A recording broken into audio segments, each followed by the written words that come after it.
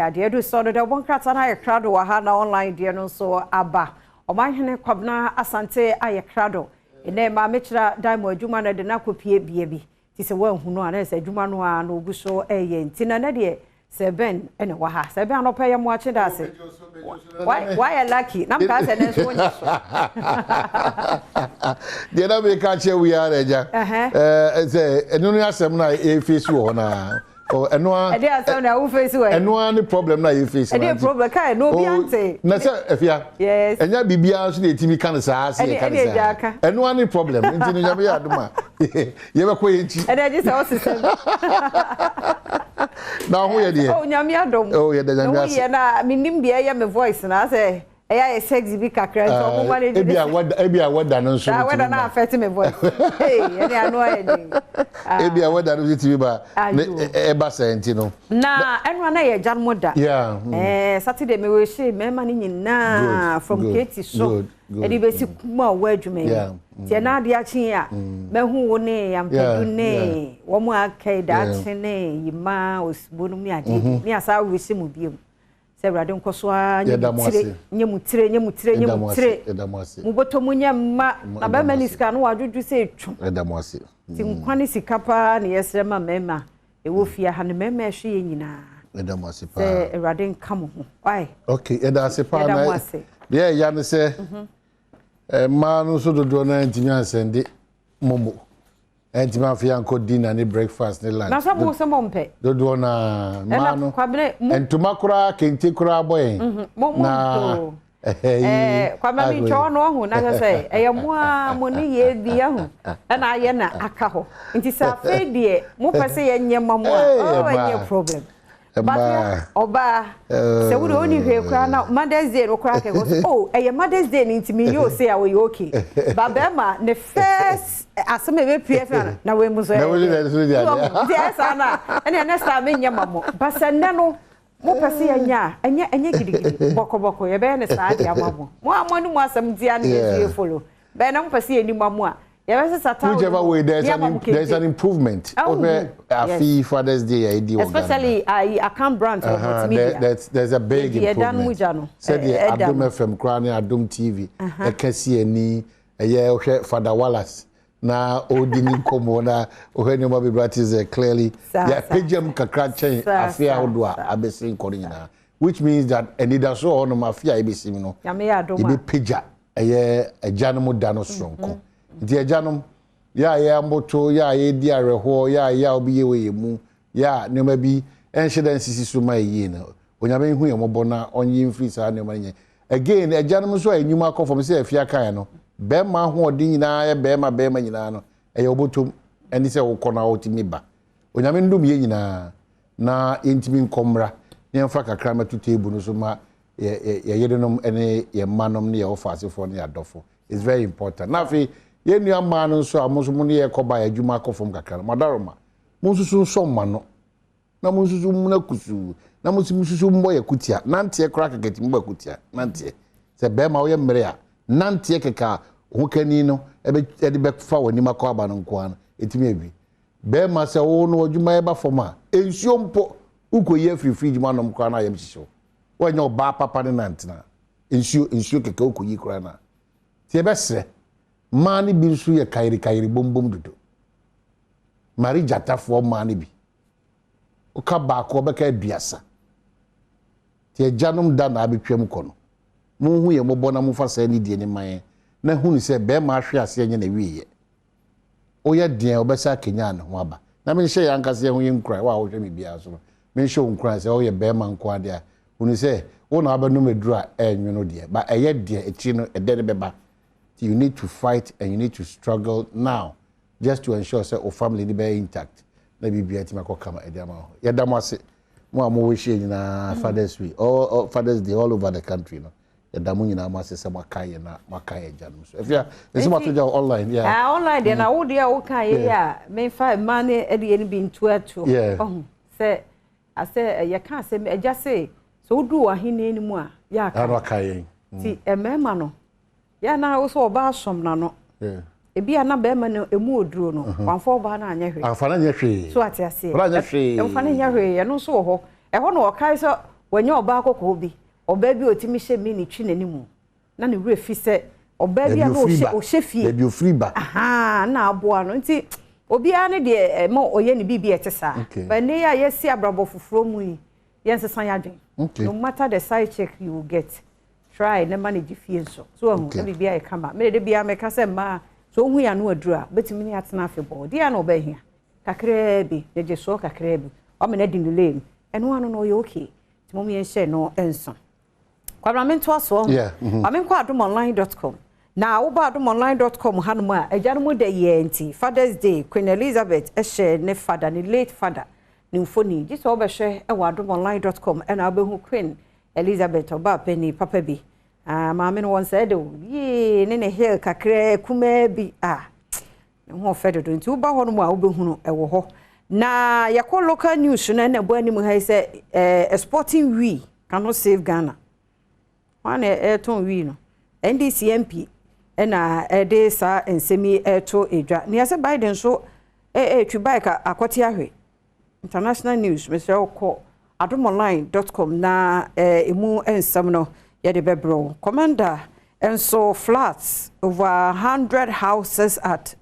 commander destroyed 100 houses over adomonline.com sansam no ewo ho adepam so ba season 2 no so eba nti wo ba adomonline.com so a eno ye de ebebramo COVID-19 Ghana has for 5th wave is it ebeya na do 30 waves serious so man found dead with head missing at Petoi wo ba adomonline asasam no so ewo ha serious na latest twist to billion van robberies case eno so ni nyina wa adomonline.com and sama foforo bi ya abraha wo ba adomonline.com so ya podcast ho programs ni nyina so ya no audio da ho tinyabre na fe won so ekenkan bi mema omanhene kwabna sante ato so de bonkrata no de abeka na se yewia na fe ya ba manjo afi ameda se daily guide de sha se any man say Dr. Fia Kotomfo nyine wa am say so na chairman Wontumi and Peter McMahon wonu for nyida on say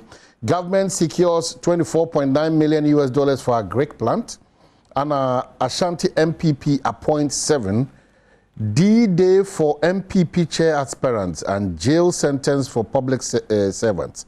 ENI Vitol appeal dismissed. Daily guidance with your deban. The Herald, the Democrats say, na post dealing with company that ended Boachi's political career and also in the chef for Hanum say 80-year-old Osafuma who shown his true hometown told he is not an Achim and Kufuado elevates another family crony as NCCE boss. Oba Daily Graphic the Obokrat anima infonyine dahana ahom tiye pa insu atoyiri na aflade Ankafo prison. Ankafo prison flooded and commercial banks not supporting a Greek drive. Dr. Kutuna Kasei. Relief for small marginal farmers. Big story. 24.98 million a Greek assembling plant in Offin. India Exim Bank finances project. Under the Ghanaian Times. The extraction in central region, 700 houses submerged in downpour. Prisons officer drowns. Oh.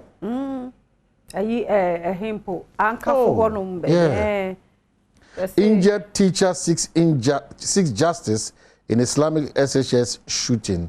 And 3 experts to address City Business Festival June 27. They find that the Obokrata or say Court of Appeal dismisses ENI Vitol's application against High Court ruling on payment plan, and crash debts rise to 1,140 in 5 months.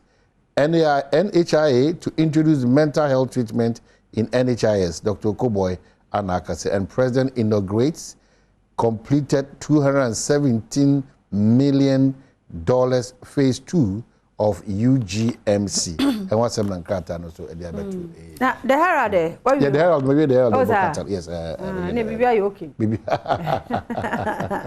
senior man now so that's papa bianco myjoyonline.com and the bonkrata no mudie ne Adom online so e bia sa pie mu ha na ba commander adan ana fie 1000 insure ase won mojapade Ghana Airport Company Limited for so confirm kwabna say ampa or continue be a free US na no bedroom my Ghana mo atwa oduye na no na nanu mo nsiedo We detail just all call myjoyonline.com. Now if you share the reading ye. Now if you assembly what me aka. Now or say some crimes don't deserve custodial sentencing. Private legal practitioner dey today. Teacher kwabla custodial sentencing na ye dey. Afo ani so. Asam na ye kese.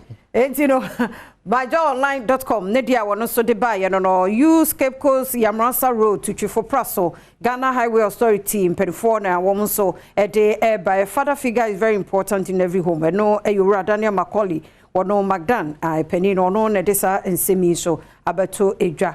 Video we kwabna minim so hu bi a Ghanaian woman escapes shooting in US mall.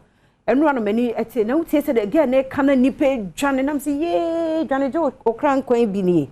Enye izo etro ni su sa no say na wo mu Johnny say ya brofo nkora nom ni ade e na myjoyonline.com so e de aba eye ene anopaint detail no eno na egu ha nya Ghana ni de hye no nko ana ye shooting na ekoso nyabre na kenkan de kodie a ebia ebema sa shooting no akoso ne kase mo say the US nye save bi mo ne dia wono so e de ebaye myjoyonline.com omai Dr. Franklin Bequin Machedok apom ti say. Hello doc, good morning apom ti say. Well doc ye din common no gina eye covid ho nkomo say o hwe enioma ne figures e ba out kamia ko ese yade no ye ni but emu peja na epeja sa ne tie yo that's it na mi che o chefo mi se be amondide wa ka bo Tamale airport mu se ha amoko all right chidide wa ka inti beka se be na ochi mi ensani na o se cases no koso na Vansen titro na gina ngeta but na no say adabegin so ya cases inti I wouldn't say you were free but what you can say is that cases na man muso here as na your activities of about 1,300 you say about former possible say be 15 people inti idea because a consent because who say ya no fair time start here by March 2020 by now who say now for my na peja normally no say if you pay say we unya new variant na say wo nipa no apomode no o forma na sa na peja no this is fans sa na eba in the end what service no what we are trying to do is say China vaccinations no ekoso because ekoso sa den dia even unya new variant kana peja no say dia peja no embe nya Omicron no that's one way and another way is say we are trying to encourage any mask more especially who are close places maybe our office maybe school I mean say as na around there school say the Ghana Education Service at the sector ako then can be a mask nti I will say sana case no epidemic. Okay, but doc, what are we not doing right? Because ebini mo susu say your airport no emuda ho, your borders ni emuda ho. We no internally and yenya sa challenge na na say yenu ma ho ho so ebe sran no ana ohwa figures no efiri ho bakese pa. Oh, I think that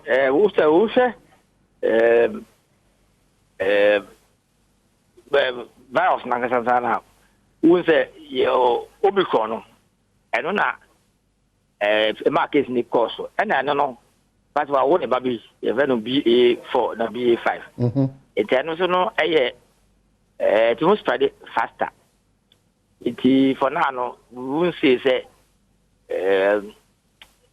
binedi aba but because there are two things one you see which one your protection na general means so one either say we are vaccinated. Two, say who do protocols also. The protocols say be a mask, and I say be a social distancing, and I say be a all the showing seminar. Those are the two ways. If none of the two no own can now we are more at risk. I think the only way we can solve the problem, say vaccination levels are across. They say no, as an America say, can fully vaccinated that we are around 30% of them, and now can be our vaccine just under 50%. I think this is a time. I say it me a pija vaccination. Now even if sub variant here because with the slab people are going up and down. It's best says Ghana for Yayana and Coy until the blue because Yayana corner. Yayana and Yadia Cosi. If you say Suban and say Yadanaka, now vaccines you will be so about or Bakukan. Wow, Binua, that's more than 6 months. I saw booster. I see. Oba susu se ebra e mi esan se biribia da yemu bi ye how kese pan se yeni sa ahokekan ne ahoden ne se agi ensem a yebetimi de asia no kwa. Oba susu se kanimanim ye yensan come back to nose mask regime na enye nhye te se kan na ye nhye na. Oh, I was saying that like me say me for 2 years I'm always wearing my mask. You see, at mask wearing about risk perception. You see, say if you ask me say oh now baby even don't grab na risk chance of being ya no or form because all them from an book what you say. But who baby enclosed there, I will say you have to wear the mask because we just are not virus no the animal na cover. It I will say this is the time you have to wear the mask. As a kind of banking hall, so we share mask. We call also environment, so a mask. We office, we more than 2 people, or no, so we share mask. Airport environment, so share mask. And because school says you're the settler court. It will be our who say a year including there. I will say the wood panel. And say a wow, Casacas, I will about pum didn't answer the econo. I saw mask. Okay, Dr. Franklin Bequin. Quick one, yes. Dr. Bequin, Pacha, me watch that say. Now, if you're Moncoini, Tamaklu. Mami, Mr. Way, on the boosting, no. Johnson and Johnson, dear Bacope. In the bed, you're boosty, dear no. There is I saw you never come. You have to take another one. Johnson and Diana, a viewer making me a boosty. I will be Johnson will be Johnson has an I think you have additional 11 million for ever. You still have to take the next one. In Tina said, Wakasa Mupa say after 6 months, Biano, what me boosty? 6 months, It be quiet like 4 months. You see, normally what's happening say, who say, vaccine now, what they want to say antibody levels no, a buffer after some time. A good set after 6 months, no, you take one. And what we are doing is at least we will be going out one or two. So 2 now after 6 months, go for the booster. They say you have enough vaccine. Into vaccine, ain't no problem. Okay, Doc, my answer is all this. Just wrap up, Navi. And then you begin to come to so na anopai edie ya no ye de si ade do so ne agudie mo nsem Professor Ike Wallace etwaso.